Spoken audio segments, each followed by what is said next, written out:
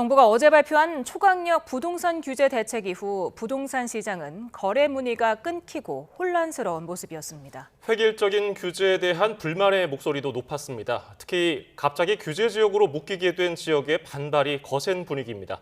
차유정 기자가 현장을 둘러봤습니다. 최근 아파트 값이 가파르게 오른 서울 성동구. 대책 발표 가능성이 흘러나온 지난달부터 매매 거래가 속속 체결됐지만 규제 발표 다음 날엔 상담 전화만 간간히 올 뿐 비교적 한산합니다. 지금은 뭐 전화 문의라는 같은 것도 많이 왔어요? 거의 없어요. 네. 이제 간혹 이 규제책에 대해서 문의 그리고 매도를 하려고 했는데 좀 시기를 놓쳤다 이런 분들은 언제쯤이면 이런 것이 좀 시기가 좋겠느냐. 인근 마포구 일대. 실거주 의무가 생기는 20일 이전 갭 투자 가능 여부 문의가 종종 오는 가운데 일대 공인중개사들은 앞으로 눈치 보기 장세가 이어질 거라고 예상합니다. 20일 전에 빨리 계약하려는 분들은 빨리 좀 서두르시는 것 같고, 솔직히 1주택자 같은 경우는 빨리 팔 필요가 없잖아요. 그렇죠. 네, 빨리 팔 필요가 없으니까 당연히 가격은 올릴 거고. 안 그래도 잠잠했던 노원 도봉구 등 서울 외곽 지역은 강남급 규제로 거래가 꽁꽁 묶일 조짐입니다.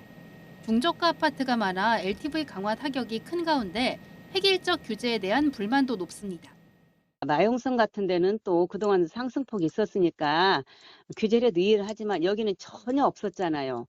거래도 안 되고 가격도 오르지도 않고 그런 상황인데 대출 규제 시행 첫날임에도 은행 창구는 비교적 차분한 편이었습니다. 대출 가능 한도를 묻는 문의가 다소 늘었지만 이미 대책 발표 전 막차 수요가 몰리며 실수요자들이 서둘러 움직였기 때문으로 보입니다.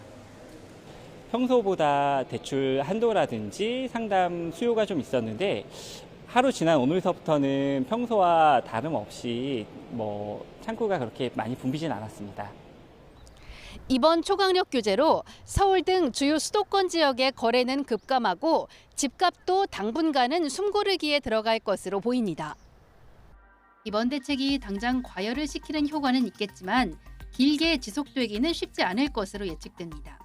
무엇보다 현금 부자만 집 살 수 있는 구조가 되고 실수요자들의 내 집 마련이 어려워졌다는 비판이 큰 가운데 후폭풍이 만만치 않을 전망입니다. YTN 차유정입니다.